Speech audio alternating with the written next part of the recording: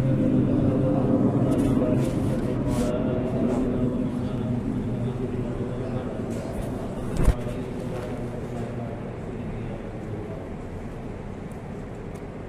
جو ہے کتاب تعبیر سے آنے کی وجہ سے نئی بحث چھوڑ گئی تھی نماز کے تعلق سے. نماز کو کس طریقے سے شروع کریں گے آج میں اس کو پورا کر لوں. اس کے بعد ایک سبق میں اس کا پڑھا رہا ہوں. نماز کے تعلق سے پہلے یہ بات ہوئی تھی کہ سب سے پہلے نیت کریں گے. نیت زبان سے کرنا ضروری نہیں, یہ میں نے بتایا تھا. انسان جب گھر سے چلا آپ جان رہے ہیں کہ ہم جا رہے ہیں نماز پڑھنے کے لیے. جس وقت کی بھی نماز پڑھنے جا رہے ہیں وہ آپ کے دل میں ہے کہ میں عشاء کی نماز پڑھنے جا رہا ہوں. تو ہم گھر سے چلے. اب یہاں آنے کے بعد اگر آپ زبان سے نہیں بھی بولا اور آ کر کے ڈائریکٹ اللہ اکبر کہہ دیا تو آپ کی نماز ہو گئی. اس کے لیے زبان سے کہنا ضروری نہیں ہے. زبان سے جو ہم اور آپ کہہ لیتے ہیں یہ مستحب ہے, اچھا ہے کہہ دیا, ورنہ دل کے ارادے کا نام کیا. پھر میں نے یہ بتایا تھا کہ اس کے بعد اس طریقے سے ہم اللہ اکبر کہنے سے پہلے ہم ہاتھ اٹھا لیں گے. ورنہ بہت سارے لوگ ہوتے ہیں جو ساتھ ساتھ اٹھاتے ہوئے کرتے ہیں, یا بہت سارے لوگ ہیں ہاتھ ایسے کھولے رہتے ہیں اور اللہ اکبر کہہ لینے کے بعد پھر ہاتھ اٹھا کے باندھتے ہیں. یہ دونوں طریقہ غلط ہے نا. بہتر طریقہ یہ ہے کہ پہلے ہاتھ اٹھا لیں ہے نا, اور یہ کان کی لو تک انگوٹھے کو لگا لیں. اس کے بعد پھر جو ہے اللہ اکبر کہہ کر کے پھر ہم باندھیں, پہلے اٹھاتے ہیں. اور اس کا مقصد میں نے یہ بتایا تھا, اس کا مقصد یہ ہے کہ ہر انسان کا نفس اپنے کو بڑا تصور کرتا ہے کہ ہم ہی ہیں جو ہیں, میرے سامنے کوئی کچھ نہیں ہے. یہ انسان کی فطرت ہے. تو ہم جو یہ اٹھاتے ہیں اس کا مطلب یہ ہے کہ ہم اس کو منع کر رہے ہیں کہ خبردار تو بڑا نہیں ہے, تیری کوئی حیثیت نہیں ہے.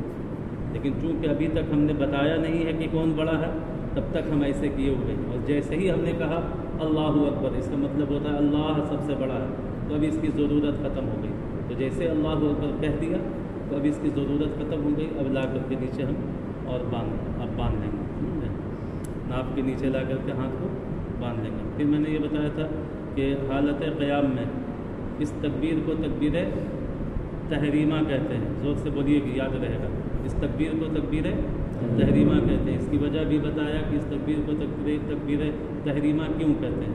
اس لیے کہتے ہیں کہ تکبیر کے معنی ہے اللہ اکبر, اور تحریم کا معنی ہے حرام کرنا. تو اب تکبیر تحریمہ کا مطلب ہو گیا حرام کرنے والی تکبیر. تو اب یہ تکبیر جیسے ہی آپ نے اللہ اکبر کہا تو کس چیز کو حرام کیا؟ تو آپ کے لیے جو چیز حلال تھی اس کو اس نے حرام کر دیا. جب تک آپ نے تکبیر تحریمہ نہیں کیا تھا آپ کے لیے بات چیت کرنا حلال تھا, کھانا پینا حلال تھا, چلنا پھرنا حلال تھا, ہے نا. یہ ساری چیزیں آپ کے لیے حلال تھیں. لیکن جیسے ہی آپ نے یہ تکبیر کہی تو اب اس تکبیر نے اب آپ کے لیے بات چیت کو حرام کر دیا, کھانا پینا حرام کر دیا. اب کوئی سوچے کہ نیت باندھنے کے بعد ہم کسی سے بات کر لیں, نہیں, وہ حرام ہے. پہلے حلال تھا اس سے, ابھی اس تکبیر نے اس کو حرام کر دیا. اسی لیے اس کو تکبیر تحریمہ کرتے ہیں. اب باندھنے کے بعد حالت قیام میں نگاہ میں نے بتایا تھا سجدے کی جگہ ہے, ٹھیک ہے. اور ایک چیز چھوٹ گئی تھی, جب ہم کھڑے ہوں گے تو دونوں قدم کے درمیان جو ہے 4 انگل کا فاصلہ ہوگا, صرف 4 انگل, ہے نا. بعض لوگ جو ہے پورا پھیلائے رہتے ہیں, بعض لوگ اس طریقے سے رکھتے ہیں کہ ایڑی جو ہے پیچھے والا سائڈ ایسے رہتا ہے, ادھر والا ایسا نکلا رہتا ہے. تو سب غلط طریقہ ہے. تو دونوں قدم کا چوڑائی 4 انگل ہوگی, سے لے کے سامنے تک, نگاہ اس پر. پھر میں نے کہا کہ اس کے بعد پڑھیں گے کس کو, کیا پڑھیں گے, ثنا, ہے نا. اس کے بعد پھر کیا پڑھیں گے, اعوذ باللہ. اس کا معنی, اس کا نام ہم نے بتایا تھا کہ اعوذ باللہ من الشیطان الرجیم کا نام ہے تعوذ. بسم اللہ الرحمن الرحیم کا نام ہے تسمیہ, ہے نا. ان دونوں پڑھنے کے بعد پھر ہم سورۃ الفاتحہ پڑھیں گے. اس کے بعد پھر میں نے ایک نئی چیز آپ کو بتائی تھی کہ اب 2 صورت بنتی ہے سورہ فاتحہ پڑھنے کے بعد. یا تو انسان سورت شروع کرے گا, سورت شروع ہوگی جیسے قل هو اللہ احد, یہ سورت شروع ہے. اور ایک انسان وہ ہے کہ سورت شروع نہ کرے بلکہ سورت کی کوئی آیت شروع کرے, جیسے اللہ الصمد سے, اللہ الصمد سے شروع کی. تو یہ سورت شروع نہیں ہے, یہ سورت کی آیت شروع. تو 2 صورت بنی سورہ فاتحہ پڑھنے کے بعد. تو سورہ فاتحہ پڑھنے کے بعد اگر آپ سورت شروع سے پڑھ رہے ہیں تو آہستہ بسم اللہ الرحمن الرحیم پڑھ دیں ہے نا. اور اگر آیت آپ شروع سے پڑھ رہے ہیں کوئی جیسے اولئک اللہ ذم ربی، یہ سورت شروع نہیں درمیان کی آیت ہے، تو اگر اس قسم کی کوئی آیت پڑھ رہے ہیں تو مفتی احمد یار خان صاحب نعیمی رحمۃ اللہ تعالیٰ علیہ فرماتے ہیں کہ یہاں پر بسم اللہ پڑھنے کی ضرورت نہیں، ڈائریکٹ آیت شروع کر دیں گے. کیوں؟ اس لیے کہ الحمد شریف اور سورت ملانے کے درمیان میں 3 مرتبہ سبحان اللہ سبحان اللہ سبحان اللہ کہنے کی مقدار کوئی چپ رہ گیا یا سوچنے لگا یا کون سی سورت پڑھیں اور اتنا وقت گزر گیا کہ 3 مرتبہ آپ سبحان اللہ سبحان اللہ سبحان اللہ کہہ دیں گے تو اب آپ کی نماز سجدہ سہو کے لائق ہو گئی، وجوب کا ترک ہو گیا. اور واجب کے ترک سے نماز میں سجدہ سہو کرنا پڑتا ہے تو سجدہ سہو کرنا پڑے گا. لیکن چونکہ سورت شروع کرنے کے لیے بسم اللہ ضروری ہے اس لیے وہاں بسم اللہ پڑھیں گے، اور آیت شروع کرنے کے لیے بسم اللہ ضروری نہیں ہے اس لیے وہاں پہ بسم اللہ ہم نہیں پڑھیں گے، ڈائریکٹ آیت شروع کر دیں گے. ٹھیک ہے. اس کے بعد پھر جو ہے ہم اللہ اکبر کہتے ہوئے رکوع میں جائیں گے. ٹھیک ہے نا، یہ بتایا تھا میں نے. تو رکوع میں جو ہم اللہ اکبر کہتے ہوئے جائیں گے، اس رکوع کا نام، اس تکبیر کا نام ہے تکبیر رکوع، چونکہ ہم رکوع میں جا رہے ہیں اس لیے اس کا. اب اس صورت یہ ہے کہ آپ ہاتھ باندھے ہوئے تھے تو جب رکوع میں جائیں گے اور آپ پڑھ لیا الحمد شریف اور سورت وغیرہ تو پڑھنے کے بعد ہاتھ چھوڑ دیں گے، اس کے بعد اللہ اکبر کہتے ہوئے جائیں گے، یا ہاتھ دھیرے دھیرے چھوڑتے ہوئے اللہ اکبر کہتے ہوئے جائیں گے. 2 صورت بنتی ہے نا. تو فقہا لکھتے ہیں کہ ہاتھ کو چھوڑیں گے نہیں، یہ بہتر طریقہ نہیں ہے. سورہ فاتحہ پڑھنے کے بعد کوئی سورت ملانے کے بعد پہلے ہاتھ چھوڑ دیا پھر اللہ اکبر کہتے ہوئے رکوع میں جائیں، یہ مستحب طریقہ نہیں ہے، بلکہ مستحب طریقہ یہ ہے کہ پڑھنے کے بعد دھیرے دھیرے ہاتھ چھوڑتے ہوئے اللہ اکبر کہتے ہوئے رکوع میں جائیں. اس کے بعد رکوع میں ہم نے بتایا کہ اس ہاتھ کو گھٹنے پر زور سے رکھیں گے. نماز میں دو جگہ ایسی ہے جہاں پر ہاتھ کو پورا کشادہ رکھنا، اور 2 جگہ اور باقی جگہ جو ہے ہاتھ کو جو ہے نارمل رکھنا. سمجھ گئے اس چیز کا؟ تو ایک جگہ یہ ہے کہ یہاں پہ جو ہے ہاتھ کو ہم بالکل ایک دم پھیلا کر کے اس طریقے سے پکڑیں گے، اور پکڑ کر کے ہاتھ ایک دم سیدھا، پیر بھی ایک دم سیدھا، اور گردن پیٹھ بالکل برابر، اور نگاہ حالت رکوع میں کہاں ہوگی؟ ابھری ہوئی ہڈی پر بتایا تھا. عام طور پر ہم انگوٹھا بول دیتے ہیں، وہ اس لیے بولتے ہیں کہ جب ابھری ہوئی ہڈی پر دیکھیے گا تو انگوٹھا لازمی دکھے گا. تو ابھری ہوئی ہڈی آدمی نہیں بول پاتا ہے اس لیے انگوٹھا عام طور پر بول دیتے ہیں. لیکن جو حکم ہے وہ یہ ہے قدم کی ابھری ہوئی ہڈی جو ہے یہ اس پر نگاہ ہونی چاہیے، ہے نا، حالت رکوع میں. اب جو ہے رکوع سے جو ہم کھڑے ہوں گے تو اب اس کیا پڑھتے ہوئے اس کی 2 صورت میں نے بتایا تھا، 3 صورت، کہ یا تو آپ امام بن کر کے نماز پڑھائیں گے، یا مقتدی بن کر کے پڑھیں گے، یا ان دونوں میں سے کچھ نہیں، اکیلے پڑھیں گے. اگر آپ امام بن کر کے نماز پڑھا رہے ہیں تو آپ کے لیے صرف تسمیع کہتے ہوئے اٹھنا. تسمیع کسے کہتے ہیں؟ سمع اللہ لمن حمیدہ، اس کا نام ہے تسمیع. اگر آپ امام بن کر کے پڑھیں، اور اگر مقتدی بن کر کے پڑھ رہے ہیں تو آپ رکوع سے اٹھتے وقت تحمید کہتے ہوئے اٹھے گا. تحمید کسے کہتے ہیں؟ ربنا ولک الحمد. اور اگر آپ تنہا نماز پڑھ رہے ہیں تو وہاں پس دونوں تسمیع اور تحمید دونوں کہتے ہوئے سمع اللہ لمن حمیدہ ربنا ولک الحمد کہتے ہوئے کھڑے ہوں گے. تینوں صورت سمجھ گئے. امام اگر آپ بن کے پڑھا رہے ہیں تو صرف تسمیع، مقتدی بن کے پڑھ رہے ہیں تو صرف تحمید، اور اگر تنہا پڑھ رہے ہیں تو تسمیع و تحمید دونوں پڑھتے ہوئے ہم کھڑے ہوں گے. سورہ فاتحہ، ثنا، سورت ملانا، اس سب کے لیے جو آپ کھڑے رہتے ہیں اسے کہتے ہیں قیام، ہے نا، اسے کہتے ہیں قیام. لیکن جب آپ رکوع سے اٹھتے ہیں، کھڑے ہوتے ہیں سجدے میں جانے کے لیے، تو اس کھڑے ہونے کو کیا کہتے ہیں؟ میں نے بتایا تھا کہ اس کھڑے ہونے کو کہتے ہیں قومہ. یاد ہے نا، قومہ. رکوع سے جو ہم کھڑے ہوئے سجدے میں جانے کے لیے، اس کھڑے ہونے کا نام ہے قومہ. تو قومہ یہ نماز کے لیے واجب ہے، واجب.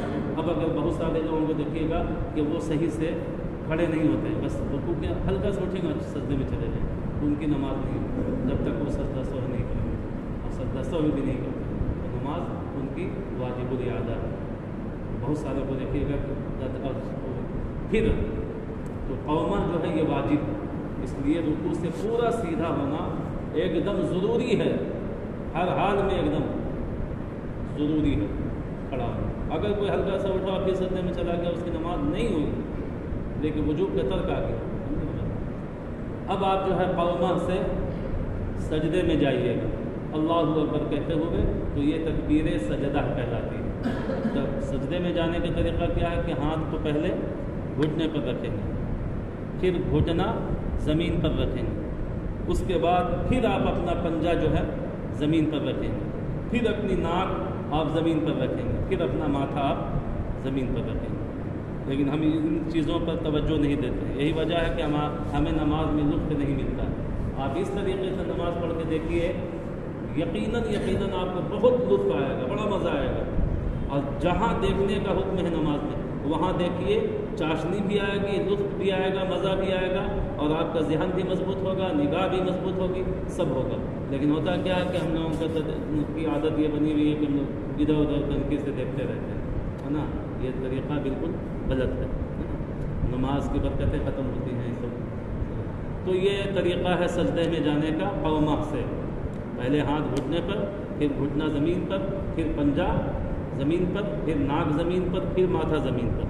अब आप गए, नाक को इतना दबाना है कि नरम हड्डी तक दब जाए, लेकिन बाज़ को देखिएगा कि एकदम हल्की सी रखी रहती है, और बाज़ तो वो होते हैं कि बिल्कुल रखी ही हुई नहीं होती, वो उठी हुई होती, तो वो सजदा नाक़िस है।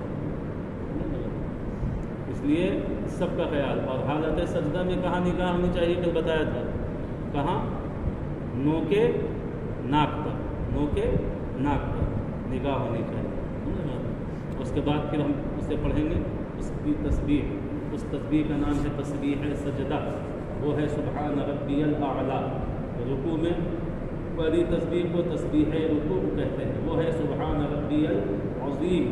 वो कहा फरमाते हैं, कल मैंने कहा था कि चूँकि ज़ोर किसी से अदा नहीं होता है, जो लोग पढ़े लिखे हैं, जिन्हें मालूम है कि अल्लाह कहाँ से अदा होता है, वो तो अदा कर लेंगे। सिर्फ क़ुरान साफ लिखा है कि जो क़िरत से नाबलद है, नावाकिफ़ है, उनको चाहिए कि वो सुबहान रब्बियल अज़ीम की जगह सुबहान रब्बियल करीम पढ़ें। क्यों? इसलिए कि आम तौर पर हम सुबहान रब्बियल अज़ीम माअज़ल्लाह पढ़ देते हैं सा से, जिसका माना बड़ा ख़राब है। सुबहान रब्बियल अज़ीम जब ज़ा से पढ़िएगा तो माना होगा कि पाकी है मेरे उस रब के लिए जो बुलंद व बाला है, और अगर आप ज़ा से पढ़िएगा सुबहान रब्बियल अज़ीम तो माना हो जाएगा पाकी है मेरे उस रब के लिए जो मेरा सख्त दुश्मन है माअज़ल्लाह। तो आपने खुदा को दुश्मन कह दिया नमाज, तो इंसान फिर जो है उसका ईमान सही नहीं रहता है। इसलिए फुक़हा फरमाते हैं उस जगह सुबहान रब्बियल करीम पढ़ दिया जाए, और सुबहान रब्बियल आला तस्बीह सजदा में पढ़ सकते हैं, इसलिए कि आप आइन अगर नहीं भी निकला तो आला निकल जाएगा, और दोनों का माना सही है। जैसे आला हज़रत फ़ाज़िल बरेलवी का वो कलाम मैंने आपके सामने पेश किया था, आला हज़रत का एक कलाम है क्या, सबसे आला व आला, दोनों को माना बुलंद व बाला के। तो यहाँ माना में कोई खराबी नहीं है, इसलिए अगर कोई आला ना भी कह सका तो आला निकल जाएगा, वो भी माना सही है, तो नमाज दुरुस्त है।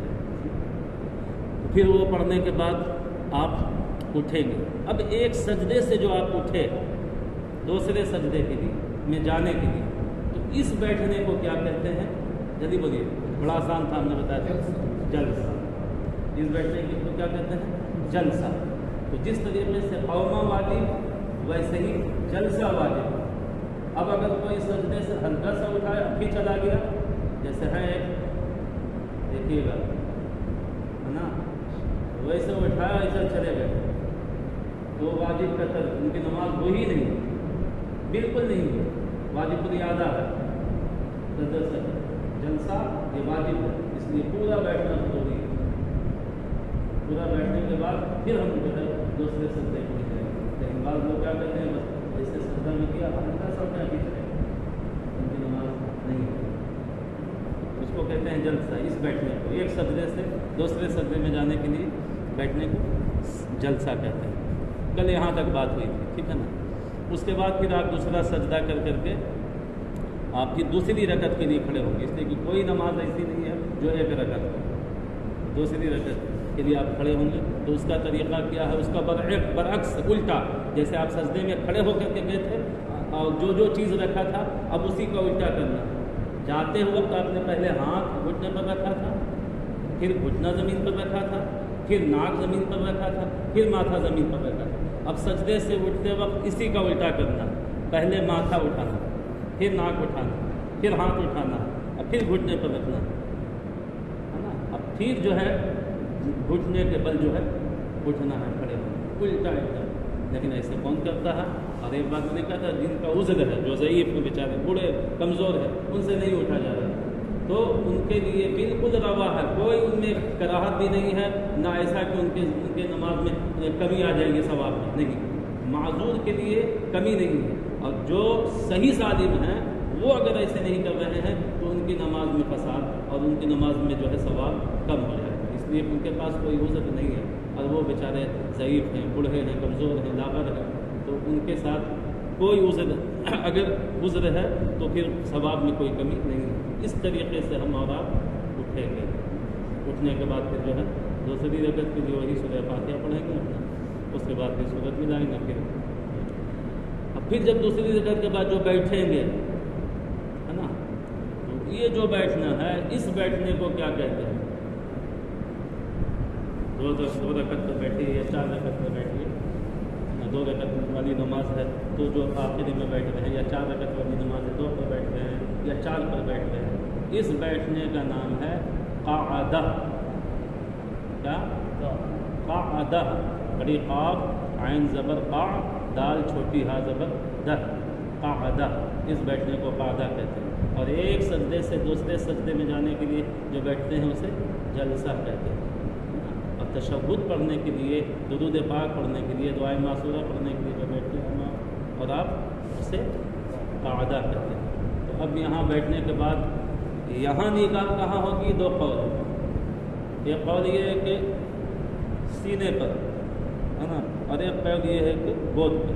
تو بہرحال چاہے گود دیکھیے چاہے سینہ دیکھیے، دونوں دیکھیے. بہتر یہ ہے گود میں نگاہ ہونی چاہیے. اب گود، اب آپ پتہ نہیں گود کہاں پر سمجھتے ہیں. بعض لوگ کہتے ہیں یہ گود ہے، ہم کہتے ہیں یہ گود نہیں ہے. گود اسے کہتے ہیں جہاں بچہ ٹک جائے. آپ بچے کو یہاں پر رکھیے گا تو ٹکے گا، گر جائے گا، لیکن یہاں رکھیے گا تو ٹھیک ہے.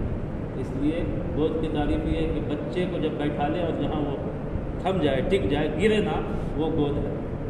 تو یہاں پہ بچہ جو ہے ٹک جاتا ہے، تو یہ گود ہوا. اس لیے نگاہ یہاں ہونی چاہیے. اب یہاں دیکھیے گا تو یہ بھی دیکھے گا اور یہ بھی دیکھے گا. اسی لیے 2 قول اس میں، سینے پر دیکھیے یہاں. اور ہاتھ جو ہے یہ گھٹنے کے سرے پر، بعض لوگ ایسے کر دیتے ہیں، ایسے، یہ خلاف سنت، ایسے لٹکائیے گا. یہاں تک آپ کا ہاتھ رہے کہ یہ انگلی قبلے کی طرف ہی رہے. قبلے کی طرف. نماز میں ہر چیز جہاں تک ممکن ہو وہ قبلے کی طرف ہونی چاہیے. سمجھ میں؟ اسی لیے آپ جب تک مجھے تحریمہ مانتے ہیں تو ہاتھ ایسے رکھنے کا ہو، ایسے نہیں یا ایسے نہیں، ایسے قبلے کی طرف. تو ہاتھ اس طریقے سے، اسی طریقے سے جو ہے جب آپ بیٹھیں گے تو ہاتھ جو ہے یہ یہاں پہ ہو کہ اس کا رخ قبلے ہی کی طرف رہے، اور ہاتھ کی انگلی نہ زیادہ پھیلائیں گے اور نہ زیادہ ستائیں گے. نارمل جو ہے اس کو رکھیں گے. اس کے بعد پھر تشہد پڑھیں گے. تشہد پڑھنا یہ واجب ہے. اس میں ایک لفظ بھی اگر کسی کا چھوٹ گیا یا غلط ہے تو پھر نماز نہیں ہوگی. ایک لفظ واجب ہے. اسی لیے ہم کہتے ہیں کہ نبی کریم صلی اللہ علیہ وسلم کا نماز میں خیال لانا واجب ہے. جو لوگ کہتے ہیں کہ آ جائے تو نماز نہیں ہوگی، ہم کہتے ہیں کہ نہ آنا اور لانا تو دور، لانا واجب ہے. نہیں لائیے گا تو نماز نہیں ہوگی. کیوں؟ اس لیے کہ تشہد واجب ہے. اور تشہد میں ایک لفظ ہے السلام علیک ایھا النبی. ایھا النبی، سلام بھی نبی پر بھیجنا. اب ظاہر ہے جس پر سلام بھیجیں گے تو لاپرواہی میں بھیجیے گا کہ بالکل حاضر اور ناظر سمجھ کر کے بھیجیے گا.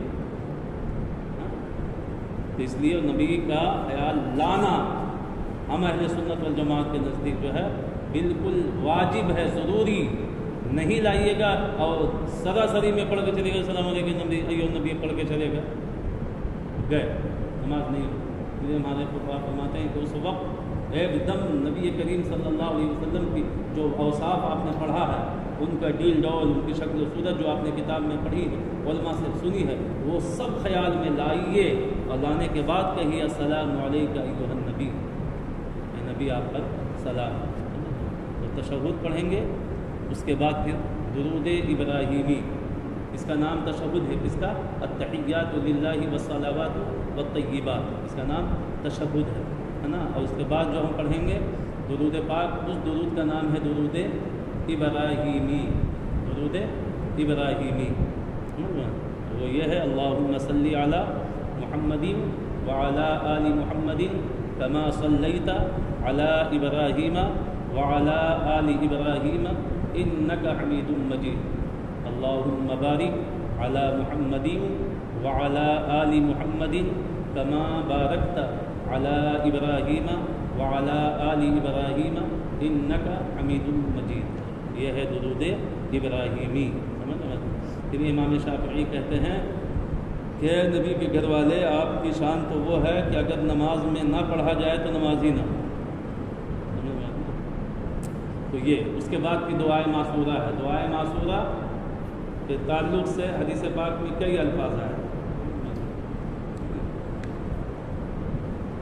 جو دعا آپ چاہیں، اللہم انی ظلمت، ایک یہ ہے، یہ بھی آپ پڑھ سکتے ہیں. پھر اللہم اغفر لی ولی والدی، یہ ایک دعا ہے، یہ بھی آپ پڑھ سکتے ہیں. پھر جو ہے رب اجعلنی مقیم الصلاۃ ومن ذریتی ربنا وتقبل دعا، جو عام طور پر سب کو یاد ہے، یہ بھی پڑھ سکتے ہیں. سمجھ لو بات. اور اگر کسی کو یاد نہ ہو تو پھر وہ ربنا آتنا فی الدنیا حسنہ وفی الآخرۃ حسنہ بھی پڑھ سکتا ہے. لیکن یہ مجبوری ہے. جو حدیث پاک میں جو دعائیں آئی ہیں ان میں سے کوئی ایک یاد کر لیں، چاہے چھوٹی ہے وہ یاد کر لیں، بڑی یاد نہ کر سکیں تو رب اجعلنی مقیم الصلاۃ ومن ذریتی ربنا وتقبل دعا ربنا اغفر لی ولی والدی. ہاں ایک چیز کتاب میں یہ ضرور لکھا ہے کہ کوئی نو مسلم ہوا، نیا مسلم ایمان لایا، ایمان لانے کے بعد وہ بیچارہ نماز سیکھ لیا، نماز میں جب پڑھے گا تو اس کو وہ دعا پڑھنے کی اجازت نہیں ہے جس میں لفظ والد آ جائے، جیسے اللہم اغفر لی ولی والدی. اسی طریقے سے رب اجعلنی مقیم الصلاۃ ومن ذریتی ربنا وتقبل دعا ربنا اغفر لی ولی والدی ہے نا. تو یہ پڑھنے کی اجازت اس نان مسلم کو نہیں ہے. کیوں؟ اس لیے کہ مغفرت کی دعا کافر کے لیے یہ حرام ہے اور کفر ہے.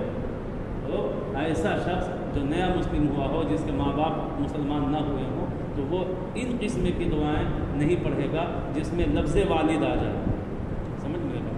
تو اس کے لیے یہ ہے کہ وہ دعا پڑھے جس میں لفظ والد نہ ہو. جیسے اللہم انی ظلمت نفسی کر کے یہ دعا ہے، اس میں لفظ والد کا ذکر نہیں ہے، یہ دعا وہ پڑھ سکتا ہے. یا اگر نہیں ہے تو خاموش رہ جائے، پھر درود ابراہیمی پڑھ کر کے وہ پوری کرتے ہیں. تو اس طریقے سے آپ نے پڑھا اور پڑھ کر کے پھر جو ہے جب ساری چیزیں پڑھ دیا تو اب سلام کریں. اب ایک ہی چیز رہے گی، سلام. تو سلام پھیریں گے تو کس طریقے سے، اور نگاہ کہاں رہے گی؟ داہنی طرف پھریں گے تو داہنے کان رہے گا. اور سلام آپ کریں گے کس کو؟ ہوا کو تو کیا نہیں جاتا ہے. چلتے ہوئے کبھی کہتے ہو السلام علیکم، سلام کوئی نہ ہو بھائی، کسی کو سلام کیا جاتا. تو اب جو آپ نماز میں سلام کر رہے ہیں وہ آپ کس کو کریں گے؟ آپ کی نیت میں کیا ہو؟ تو اس کی 3 صورت ہے نا. یا تو آپ جو ہے امام بن کر کے پڑھا رہے ہوں گے، یا مقتدی بن کر کے پڑھ رہے ہوں گے، یا آپ تنہا پڑھ رہے ہوں گے.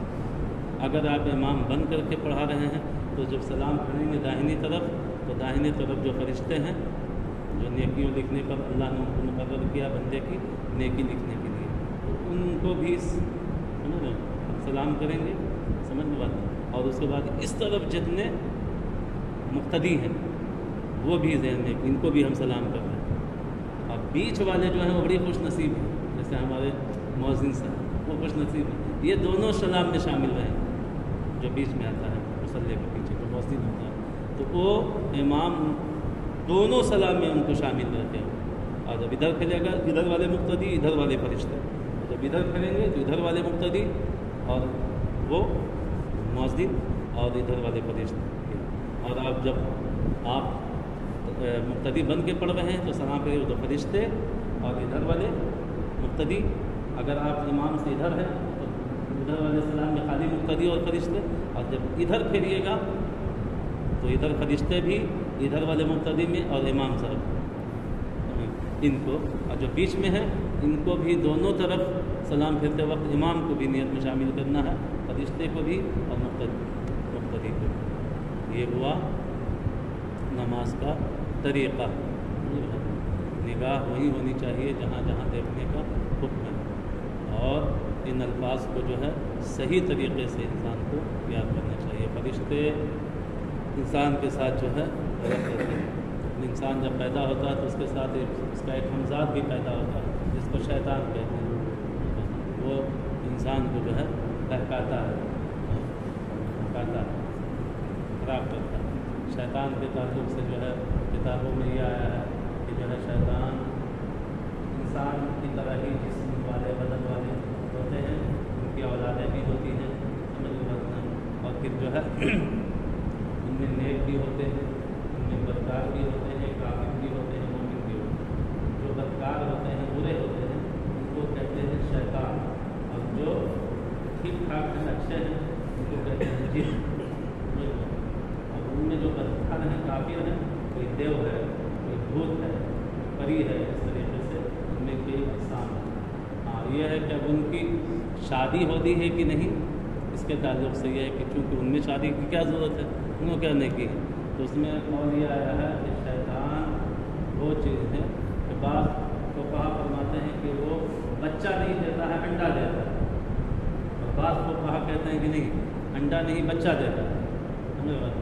اور ان میں مؤنث و مذکر دونوں ہوتے ہیں، مرد بھی ہوتے ہیں اور عورت بھی. لیکن جو راجح قول ہے وہ آیا ہے کہ نہیں، ان میں کوئی مؤنث مذکر تو چاہے ہوتے ہوں لیکن جو ہے ان میں ہم لوگوں کی طرح میاں بیوی نہیں ہوتے، بلکہ شیطان میں کیا ہوتا ہے کہ ان کے دونوں قدم پر ایک ایک قدم پر الگ الگ نشانیاں ہوتی ہیں. ایک جان پہ جو ہے مرد کی علامت ہوتی ہے اور ایک جان پر عورت کی علامت ہوتی ہے. جب انہیں بچہ لینا ہوتا ہے تو اپنے دونوں جان سے آپس میں ہی صحبت کر لیتے ہیں اور پھر اس سے یہ راجہ ہے.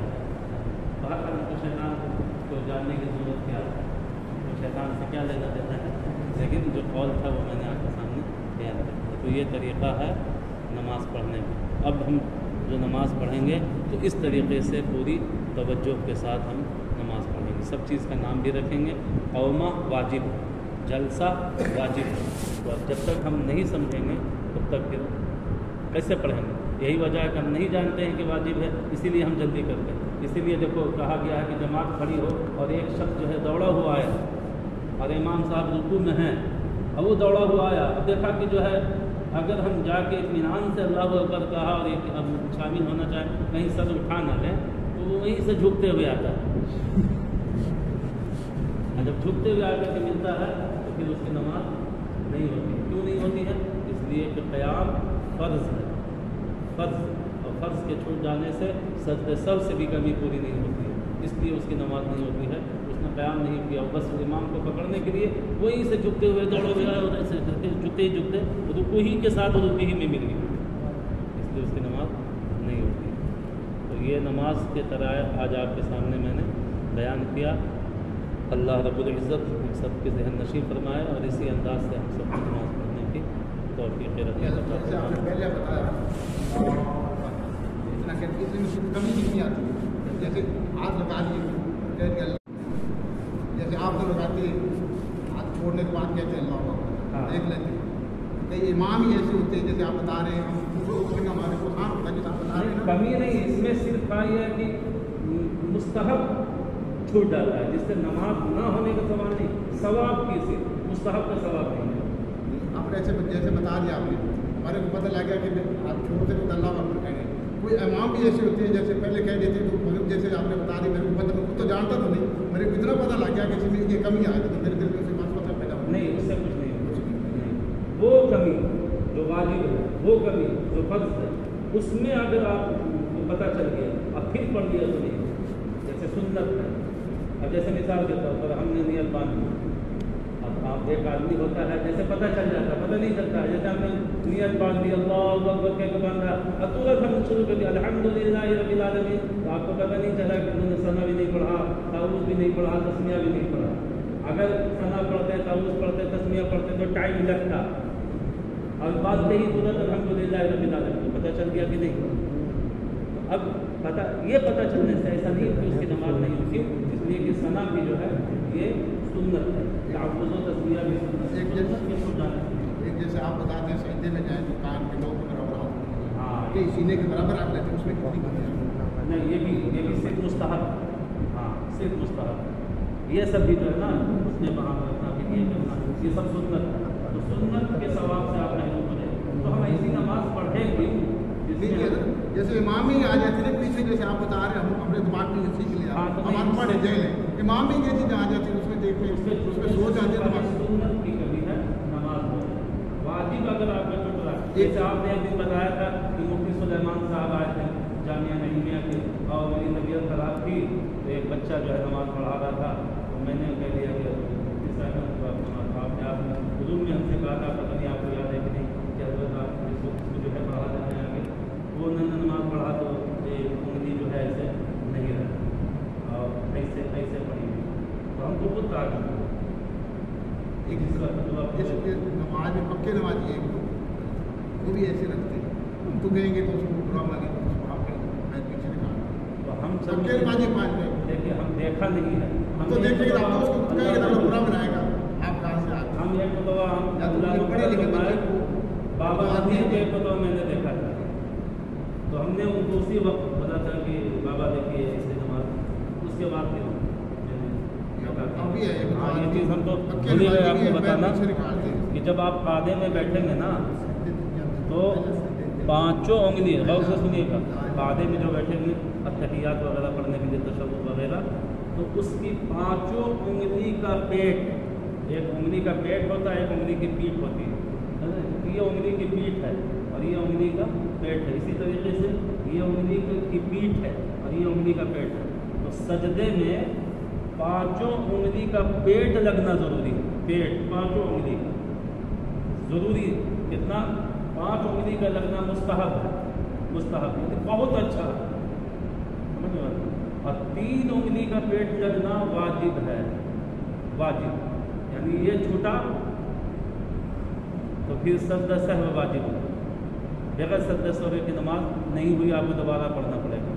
तो इनका जो है पेट का लगना बिल्कुल ज़रूरी है, इस तरीके से जैसे ये 5 उंगली लग गई है ना।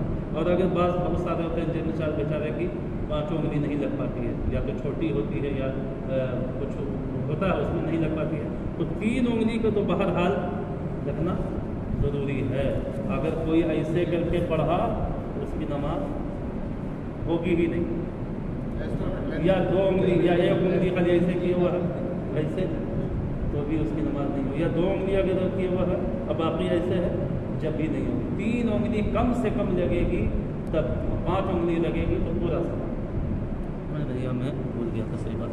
हाँ, और सजदे में भी उन्होंने बताया भाई, सजदे में जो हाथ रखेंगे ज़मीन पे तो इन दोनों अंगूठे जो है ये कान के लौ से बराबर होते हैं, इन्होंने बास लोग एकदम पीछे रखते हैं जो इसके बराबर होता है, तो ये सुन्नत के खिलाफ है, सुन्नत के सवाब से मैं रोकूँ, इस कान के लौ के सामने हो ये चीज़, और सब उंगली जो है बिल्कुल सामने, और जब बिल्कुल सामने होगी सब उंगली तो यकीनन ये सब मिली रहेगी तब होगी। अगर ऐसे कीजिएगा तो फिर ये सामने नहीं रही, इधर होगी, किबला की तरफ नहीं होगी, और ऐसे कीजिएगा फिर किबला की, तो सारी उंगली किबला की तरफ होना ये ज़रूरी है। इस तरीके से ऐसे भी नहीं रखेंगे, ऐसे भी नहीं रखेंगे, पूरा कि एक उंगली इधर हो जाए, सबको सटा कर। आज नमाज का जो है ये तरीक़ा आपके जहन में बैठा दिएगा, जब पढ़िए देखिए याद उसी वक्त रहेगा जब आप पढ़ने में उन चीज़ों को अदा कीजिएगा तो याद रहेगा, और अगर पढ़ने में अगर आपने उन चीज़ों को नहीं अदा किया तो आपको याद नहीं रहेगा।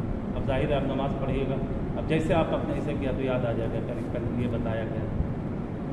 تو اب یہ سب خیال کے ساتھ پڑھیے گا تو نماز میں ذہن بھی نہیں بھٹکے گا آپ کا ادھر ادھر, اور پھر یاد بھی رہے گا, اور اس کے بعد نماز میں بڑا لطف آئے گا. مولانا عبدالصمد صاحب کو نماز پڑھتے ہوئے دیکھا کبھی آپ لوگ؟ وہاں عبدالصمد صاحب کو دیکھتے تھے نماز پڑھتے, اتنا لگتا تھا کہ بندہ کھویا ہوا ہے, اتنا مطلب لطف اندوز ہو کے وہ پڑھتے تھے. میں دیکھتا تھا یہ کہ وہ سب چیز پر دھیان دے کے پڑھتے تھے. قرآن شریف بھی پڑھ رہے ہیں, ساری میننگ, سارے تراجم, اس کے تفاصیر سب ان کے ذہن میں ہیں. اور ہم لوگوں کے ساتھ ہوتا ہے کہ ہم لوگ پڑھے ہوئے, جو لوگ نہیں پڑھے ہوئے ہیں جیسے ترجمہ نہیں, اب وہ پڑھتے رہے الحمدللہ رب العالمین, اب ان کو کوئی مطلب معنی سمجھ میں نہیں آ رہا ہے, تب تو ظاہر ہے کہ ذہن ادھر ادھر بیٹھتے گئے. جو لوگ, تو اسی لیے ہم کہتے ہیں کہ جو صورت آپ پڑھتے ہیں, جو دو صورت یاد کی, اس کو ترجمہ کے ساتھ یاد کر لیجیے. آج تک تو ترجمہ کے ساتھ یاد کر لیجیے, تاکہ آپ کے ذہن میں یہ رہے کہ ہاں اللہ تبارک و تعالیٰ کا قول یہ ہے. اس سے ذہن ایک دم بھٹکے گا نہیں, صحیح رہے گا. تشہد پڑھ رہے ہیں, تحیات للہ, یہ سب کے اگر تراجم موجود ہوں ذہن میں تو کیوں ذہن بھٹکے گا اگر اس کو غور و فکر کر کے پڑھیں گے. تو ترجمہ کے ساتھ جیسے